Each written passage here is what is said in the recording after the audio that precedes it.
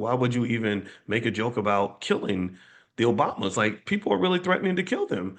And that was all I said. I didn't. But I probably said it in a way. That claymation voice might have came out and said it in a way that was not so nice. So maybe I hurt his feelings. But either way, though, he did a whole campaign to get me fired. They did a whole episode. At that time, Fox News was the number one cable news show in America. They did the whole show, every single segment about me. I'd never seen that before. My sister called me and told me about it. She said, they talking about you like a dog on Fox News. And I didn't even know anything about it. Anyway, people, truth does not matter in the world. Truth doesn't matter. Everything's propaganda, and you have to accept that, right? So it didn't matter what kind of person I was. It didn't matter what I was trying to say. What mattered was what was being said on the bigger platform. So the university got a lot of pressure. They had big money donors that were calling and saying, "We're not giving you any money anymore because you have a racist on your campus." Because of course they call me a racist because I'm pro-black. They think they're being pro-black means you have to be anti-white. I've never been anti-white. I don't have any beef against anybody. But I love myself and I love my people. And anyway, long story short, the deciding factor regarding whether or not I was able to stand my ground was my financial security. I had been saving money, living below my means, being very conservative with my finances, and I said, okay, if I lose this job, can I survive? And the answer was yes. So I told them to kiss my whole entire black ass. I said, I'm not backing off nothing. And here's the thing.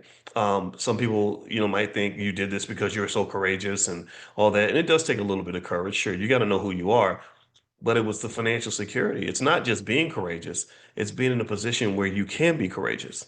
Do you understand? And a lot of times we get to situations where, as soon as a situation calls for us to stand up, somebody holding our purse, our finances says, sit your black ass right back down. Sit down, little boy. You can't talk at this table. Only grown men can talk. Only independent free people can talk. Only people with real power can talk. You have fake power. You're not free. You're not independent. You're very dependent. So you sit at the little kids table and we're going to talk with the grown folks. And that's kind of what happens when you aren't committed to black economic independence and financial security. And a lot of it really starts with living below your means. It starts with having multiple income streams. It starts with understanding the core and the essence of what financial security is, what it looks like, how to obtain it, right? This is why training on economics should be an obsession. Right? Anybody who wants to be good with money, you should just be obsessed with it, learning every single tool you can, because these are tools of war.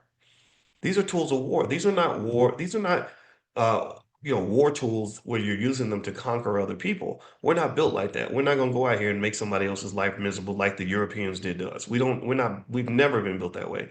But you have to be able to fight war because sometimes the battle comes to you. Sometimes the warriors, just like in ancient Africa, sometimes the warriors pull up on your shores and you got to be able to fend them off, chop some heads off, take some people out, let them know I'm not to be played with. And I think at the end of the day, if you don't understand by now that economics is war, that money is war, that most wars are fought on a financial battlefield, then you don't understand America. You don't understand how they have their power. You don't understand how the Zionists have operated, right? Where they can starve little children in Palestine and still have people, heads of state, greeting them everywhere they go. It's crazy to me. It's absolutely ridiculous. It's freaking demonic, right? So at the end of the day, you might be an angel living in a world of demons, and you're gonna have to be able to defend yourself against that evil. And I want to encourage you. All right.